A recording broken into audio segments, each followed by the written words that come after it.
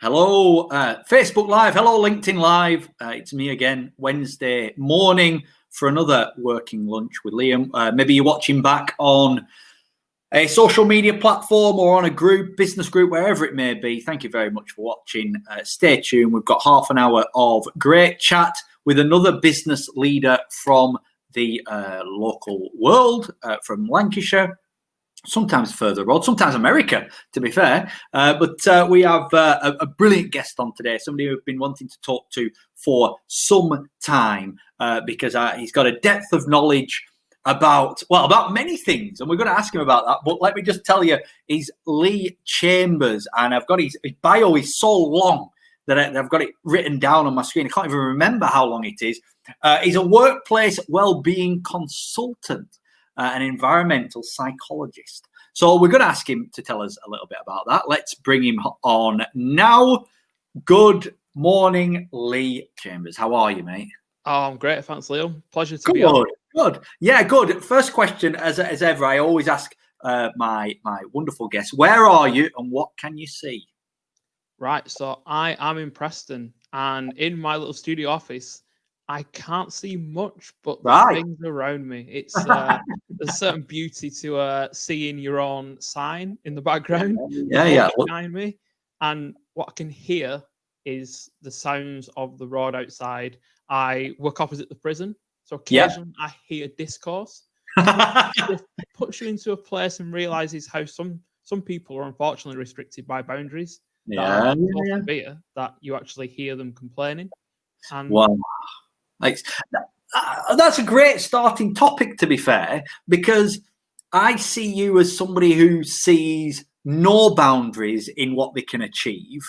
And then you position yourself, your office, whether by chance or by choice, you position yourself right next to a place where people's liberties are restricted. That's a great balance, a great a concept, isn't it? Yeah, and I kind of almost think it's synonymous with my kind of understanding that while I've gone through a journey which has helped me to realize that obstacles can be scaled and boundaries can be broken, we still live in a world where so many people are limited by those beliefs from the childhood, by the things that society tells them, and through their own experiences. And yet, ultimately, your boundaries and your limits are set by you. And you have the permission to break those. Right. Okay. So let's dive in. I mean, I want to come back onto your history and what you do now, and how you can help people and business people. But let's just explore that a little bit. So, is that any boundaries? Is that are you just talking about? And forgive me, I don't know the right terminology, but kind of mental boundaries or thoughts or physical. What boundaries can we all break? So to be honest, our potential, we don't know what it is. We might put ourselves at a 5, and then your boss would say, actually, no, you're a 7. You can grow into that. Your mum might put you at a 2 because she's like, you're just the runt of the litter. But really, your potential is 10 and beyond. You don't really know where it is. And naturally, we get to a point where when we're a small child, we don't have any boundaries, any limits. We're curious. We'll go and try anything. In fact, we're very honest. We will happily call people out who are hypocrites, who say one thing but do another. And all of a sudden, somewhere on that journey, we start to put these limits and boundaries. Usually in our adolescence, as we start to try and define who we are, we actually also define those limits. And those can come through language, they can come through our own self-talk, what people tell us, our expectations. And so often you hear people saying, people like me don't become X. Like, I can't do that. And it's like, well, no, if you believe that you can't, then you definitely won't. Yeah. I love that. So let's go back to the start then. Let's go back. You're an extremely bright, driven person, because to even have that concept of being able to break your own boundaries, you've got to have some intelligence, some drive. So where did it all start? How far do you have to go back to understand this is where you were going to end up and be a coach of this sort of stuff? Yeah, so if we kind of take it all the way back, I'm a working class lad from Bolton, both my parents, hardworking. They had hard work ethic. My mum was working 3 jobs to keep a roof over our heads and some food on the table. Yeah. And in education, quite young, they realised, I was capable, but I was also incredibly curious, spending most of the time in tangents off the curriculum and generally being quite disruptive because I was wanting to see how things interconnected. And the education system doesn't work like that. They want you to find the answer. so I kind of like went through, and to be honest, I got all the grades I needed to all the way through school, through college, through to university. First one in my family to go to university. So my parents were like, you set the path for other people, your own children, your nephews and your nieces to go and do that. Did international business psychology in Manchester and enjoyed that. But I had that kind of late millennial childhood that so many others had, where my parents smoothed out a lot of the rough edges. Yeah. So I went to university, really enjoyed it, had a great time, and then started having some mental health issues in the second year. Those were kind of around me trying to define who I was as a man and try to express that. I just found I didn't have the self-awareness, the emotional intelligence to dig deeper and really kind of get into who I was. So you look at society, people like me, there's lots of sports stars, lots of rappers, but that's not me. So I was like, I can't model from them. Look back on my own past, didn't really have anyone who I could reference from there. So actually, I found myself struggling, isolating myself. I choked on stage in front of 3 other students. My confidence was like chopped in half at that point, and I just weren't looking after myself. I was struggling to define that.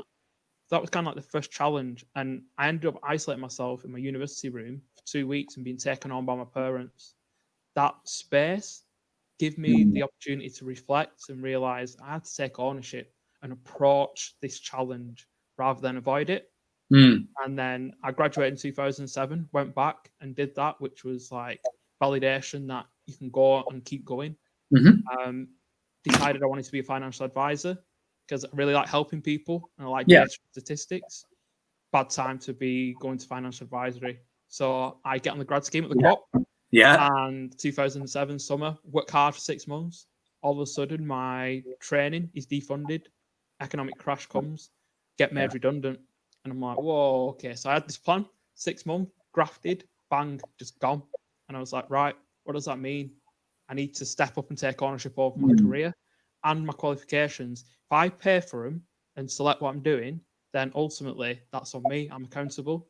And also, if I start my own business, I could only fire myself when it's time to fire myself. Yeah, fair point. Yeah, you're your own boss. Yeah. So I at that point launched video game business, Pheno Games, and that started from my parents' back bedroom. So if you can imagine, they got a back bedroom with a boiler in and a little cupboard, and I just had shelves full of video games and merchandise. And that started on a number of marketplaces. And went big, 6 figures in the first year. Awesome. Doubled in revenue for the first 3 years. And all during that, I was working in local government, shaping what I wanted to do. So I was that crazy person who was then doing a lot of qualifications as well, because I had the money and the flexibility to do that. And that all led up to 2014, where all of a sudden I've almost got a 7-figure business. It's only me working on it. And I've automated like 7 different processes because I had that tunnel vision. Someone had told me I couldn't pull off this business. I was too young, too black, and too disruptive to go into an industry that's controlled by people out in Europe who are different than you. And I was determined to prove them wrong. What I did is it meant that I actually looked very narrowly and wouldn't delegate where I didn't bring as much value. And I should have done that earlier. And obviously hindsight is amazing for that. So interesting. But how much did a prejudice have then? Were you saying that was a significantly driving factor between you achieving and not achieving? Yeah. So sometimes we actually think that this negative fuel is bad, but to prove someone wrong can really gain you an awful lot of traction and momentum. Because the truth is that business advisor who said that to me didn't come from a place of hate. It came from a place of I've been in business for 30 years and I know that for you to break into those circles, it's going to be challenging. You're going to go and pitch to these guys and they're going to look at you and they're not going to like you as soon as you walk in the room because you're different. because this is a traditional industry and you were clearly curious and disruptive. Yeah. And you're not going to be invited to the table initially. You're going to have to do an awful lot of work to get there. So that gave me some fuel, as well as my own determination to prove the fact that I can build something here and not rely on the corporate world to pay me. And then when the wind changes, I suddenly lose that. So you've got this business. You're in the back bedroom. It's going to be doing 7 figures. What's your next step? Yeah, so I mean that we're talking like 5 years in, and all of a sudden that the amount of income I earned meant I could buy a house and run the business from a house. And in this period, my life was relatively settled. I met my wife, had my son, and started doing all sorts of different things. Ended up working in elite sport for 6 months, which was proper eye-opening. But in 2014, I turned 29, thinking, right, I'm going to become a father for the second time. What crazy thing can I do from 30 and a father of 2 and have to be sensible? And over the course of 5 days, I lost the ability to walk. My immune system attacked the connective tissue in my joints. So I went from fully mobile, fully independent.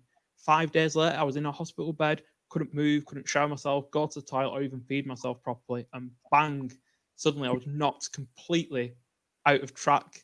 I was in shock and an awful lot of pain. I bet. That's just something, isn't it? Your world has flipped right upside down completely. And so what's your thought process at that point then? Yeah, so initially when I was in shock, you didn't even know what to think. You couldn't even comprehend it happened that quick, like boom. And I'm there. My son's 18-month-old, looking at me with his big eyes like, "Daddy, why can't you play?" And I'm like, how do I even explain this? But that shock wore off after the first few days, and they started to drain the fluid off my knees, started testing me for all sorts of different things. And that initial phase after the shock wore off, I was despairing. I was frustrated. I was like, you know what? I'm young. I've looked after myself, been healthy up until this point. Like, it doesn't seem fair. Like, why me? Why now? And I let that come and try to express that as healthily as I could, because you can't suppress these things because they come back and bite you later down the line if you do. And after that passed, it kind of moved into grief. So I suddenly was grieving for my mobility, my physicality, my athletic nature. I was like, that's a big part of my identity, and all of a sudden that's been taken away. Like last week, I was running a trail. Now I can't even move my legs. It's like, whoa, how do you alchemize that in your mind? But that then passed, and I suddenly had like a time to reflect. Got moved up onto a ward higher up at Blackburn Hospital, and from my bed I could look out over the moors, and I looked out over the moors, day after day, just reflecting and thinking, you have to move on, you have to move from this. And it just dropped into my mind one day while looking out over the moors. It's like, you've walked across those, never once been grateful for walking until you lost it. What else have you not been grateful for? Realize these people coming helping me shower, do simple things, not been grateful enough to them. In fact, I grew up in the UK, never been natural disaster, nor famine, nor homelessness, nor hunger, free education, free healthcare, business, worked in different industries, opportunities all around me all the time. Why should I be ungrateful? I'm going to attack this disease as much as it's attacking me, be proactive in my recovery. I'm going to take ownership over these things. That's me. I can really break through. I'm not going to take anything that the doctors say in terms of you might not be able to do this or you might not be able to do that. I'm going to go and do as much as I can, everything focused on my recovery, extreme ownership of it. So every stage, that's on me. If I want the best health outcomes I can't sit in this wheelchair and take this medication. It's on me. I've got to go through the rehab, go through the intensive physio. And I did that. And my daughter was born not long after I got discharged. And I looked at her. She had no boundaries or limits. She was going to be walking in 9 months. So I anchored in. I had that real power. I was going to be walking when she was walking. We were going to go on a little walk together around the block. And that power, it was like a fire inside me. So when I was in agony, when I was stiff, when I didn't want to, I was like, you know what? Can't let your children down. And that's so powerful because you do more for other people than you will do for yourself. Yeah, you're absolutely. So the question that's on my lips is, compared to what you were, whether it was taught purposefully or not, or how you were brought up, and you had a fantastic childhood. But how you bring up your children to instill what you've learned as an adult change from how you were brought up? Yeah, so what I think some of the things are me going through that and them seeing it much more valuable to them than me telling them. So they saw daddy not able to walk, then saw daddy starting to walk and daddy being able to walk a little bit better. Now today they can see that actually I've been able to, go back to the gym. And I can't go and run a marathon, but that's the limit that I'm going to say, you know what, I'm going to run a marathon. Yeah. So, again, it's about me breaking those limits and showing them that they can. But also, I let them fail more. I let them go, be curious, get themselves into trouble. It's the barrier between being able to fail, but it's still ensuring they're safe. So that's become really blurred in modern world, and you'll, under the name of guise of safety, you won't let your kids face challenge or fail or let them step up. You make it too comfortable, but we don't grow when we're comfortable. Comfort is the antithesis of actually, making progress, reaching your potential. It's the antithesis to growing a business. Being an entrepreneur is not comfortable. If you want to be comfortable, go and get a 9-to-5 job. Yeah, absolutely. And so what you're saying is that failure is as important as an adult, whether you're in business or you're not, as it is as you're a child. You've got to taste that failure to understand, to be better yourself. Oh, yeah. And again, if I kind of look, I've had a successful business. During that period, I also had one that failed. I learned more from that than I have from the one that was successful. And how I kind of see it is really you take life and you take business. It's like a science. So you put your lab coat on, back in the science lab at school, you bung those chemicals in, set a Bunsen burner, and it blows up, and you're like, right, yeah, that's not how you do it. But that's how life is. You actually have to experiment and have that experimenter's mindset that every time you fail, you don't go out there to fail on purpose, but a process. Not you've not failed, a process, a scenario, something you've done has not gone right. But actually, if you can strip that emotion back and don't think I failed and take it personally, but actually look at it objectively, you realize that there's great data, experimental data in every failure. You can unpick that and start to see, don't do that again. Wasn't a good idea. That great idea, but bad execution didn't work like that. And in every failure, there's a bit of treasure, bit of gold where you really like, actually, that's immense. That's exactly what I need to take forward. And you don't get that if you're not allowed to fail.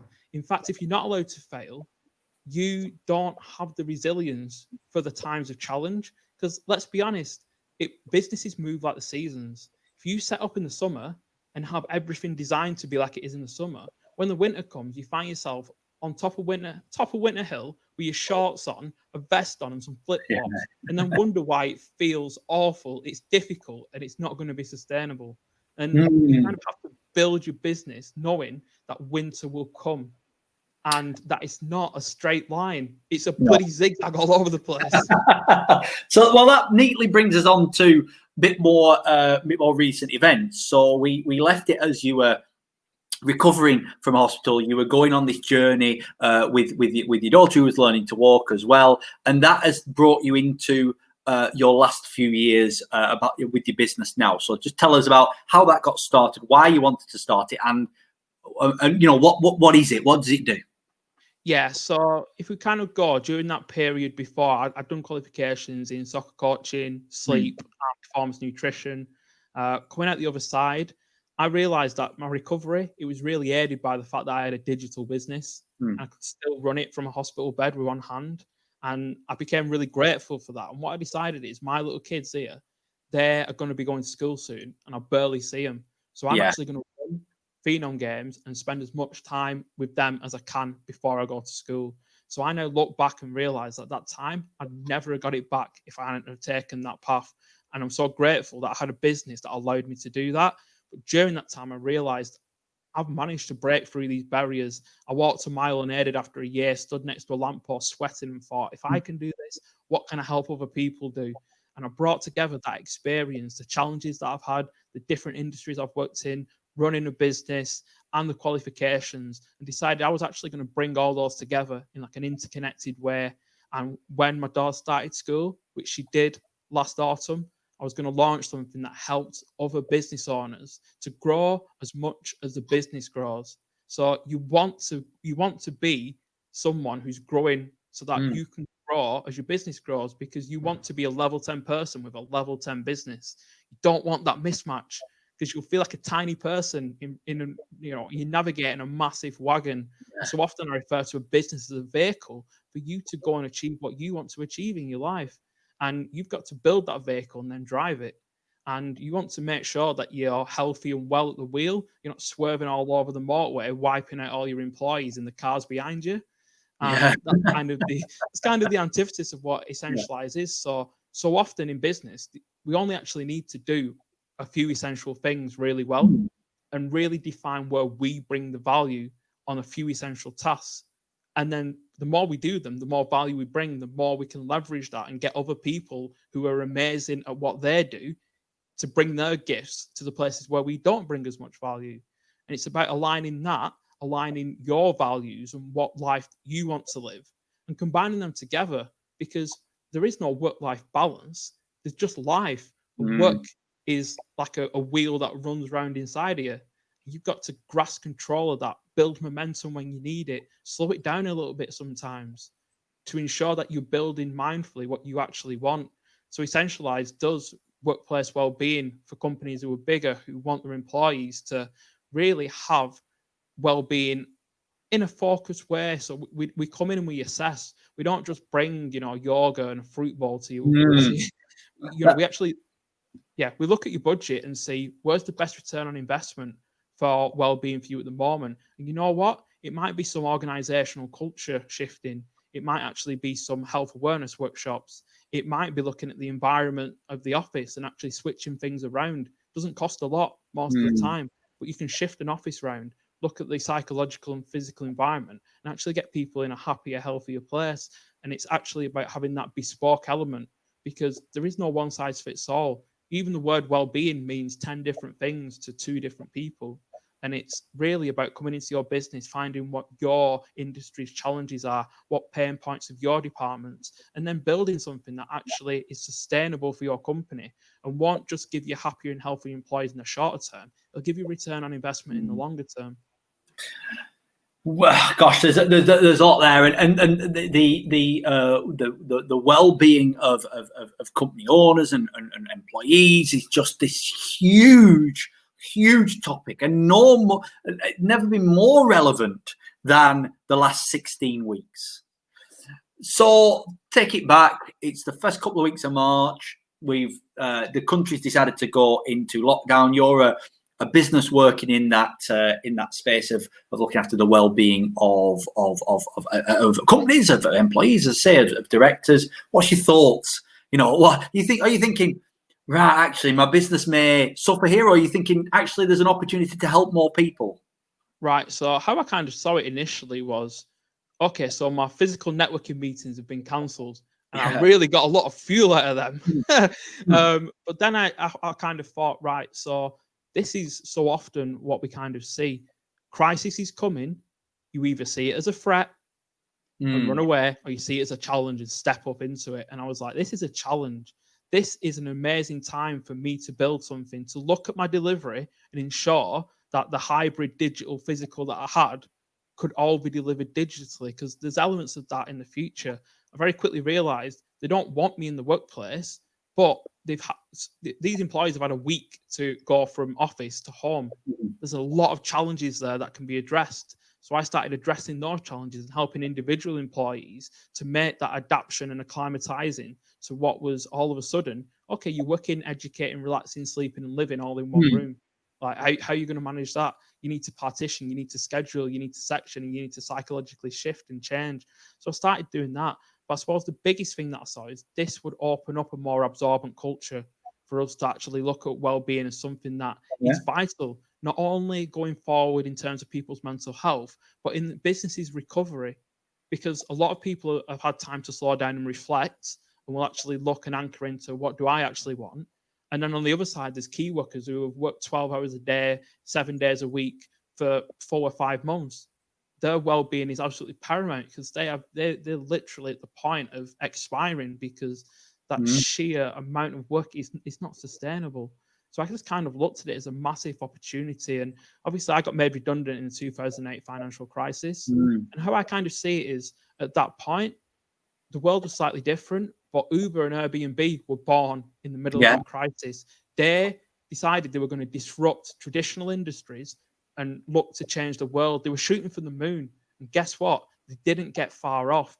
But that's what this crisis, the people who are dynamic, agile, and stepping up to the challenge, a few of them, the SMEs I work with, will be massive in years to come because they've locked onto this fact that when an industry's not moving because it's scared, that's when you disrupt and bring the change. The people who are forward thinking, who future cast out and started to look at tomorrow's problems today and how to prevent those instead of trying to firefight in a crisis, are going to be the ones who are sustainable and, you know, regenerating going forward. And I think that's massive. We've just got to look at, in every crisis, there's a massive opportunity because all of a sudden people's budgets are slashed, people step back, people start to avoid. The people who approach and continue to move forward will be the ones who are amplified when things get back to some level of normality. Awesome. 26 minutes goes past very, very quickly, Lee. Very quickly. Last, I suppose, a couple of questions before we come up to 12:15. What's the future hold for you and your business? And where do you see the future? There's obviously going to be a bit of struggle going to happen. What's the future of the online world? It's only going to get stronger, isn't it?